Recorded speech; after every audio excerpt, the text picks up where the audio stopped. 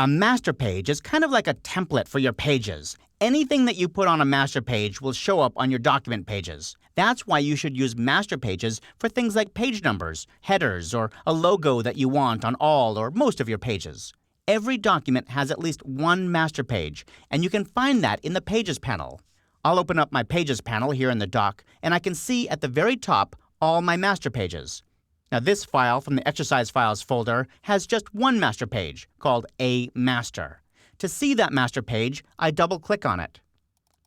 Now, because this is a Facing Pages document, that is, it has a left and a right-hand page, I can see that the master page also has a left and a right-hand page. So anything I put on the right-hand page will show up only on the right-hand pages of my document.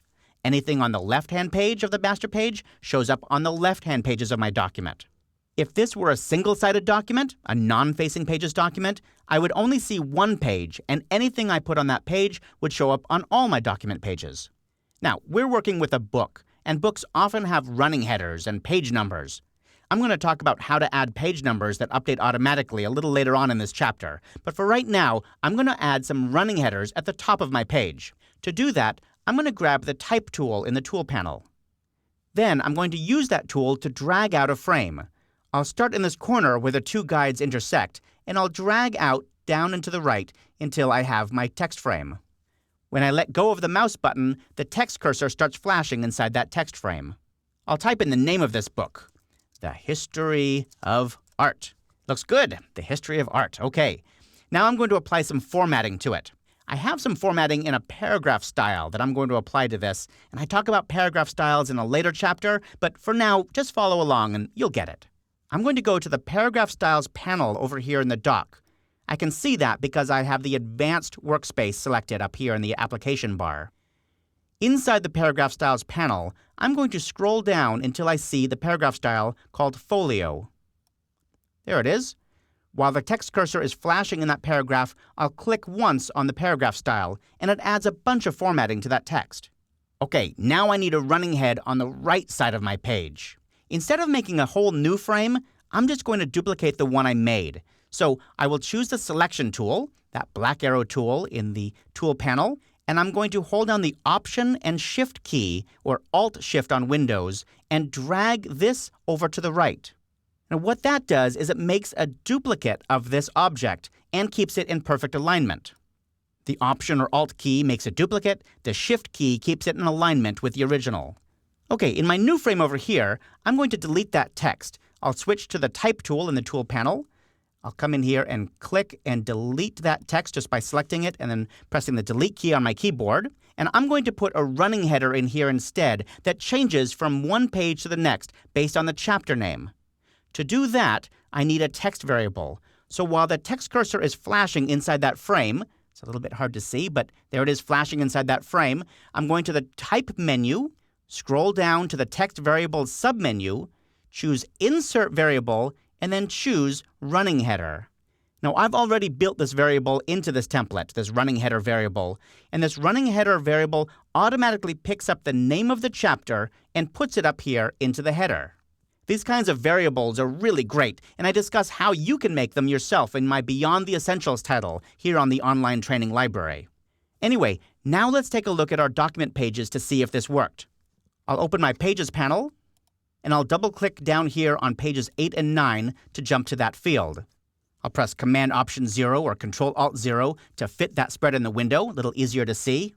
And we can see that the History of Art was picked up from the master page and put on that left-hand page, and the name of this chapter was picked up and put on the right side. So this is terrific because it means I don't have to add headers manually on every single spread throughout my document, which would be really tedious. The problem is that when I added that to my master page, it applied it to every document page, even my cover and front matter. Here, look, I'm going to go back to pages 2 and 3 here in the front matter, and you can see that it shows up even here on this blank page. And on the right side, it added this line. There was no chapter at this point, so it leaves it blank, but it did add that little underline, and that's ugly. That's not what I want. So, can I remove them? Absolutely. What you have to do is apply a None master page. You sort of remove the master page template from these particular document pages. And you can do that in the Pages panel. There's a couple ways to do it. One is to simply drag this None master page, which is at the very top of the Pages panel, down onto the page you want to apply it to. If I drop it onto page 2, you see that on the left-hand page, the running head disappeared. I could do the same thing to page 3 as well. If I want to apply None to a number of pages, for example, all the pages in the front matter, all I have to do is select the first page, in this case the cover, and then shift-click on the last page, I'll say page 9, and then go to the Pages panel menu and choose Apply Master to Pages. I'm going to say Apply Master None to all these pages, 1 through 9. Because I've selected them in the Pages panel already, InDesign inserted them into this field.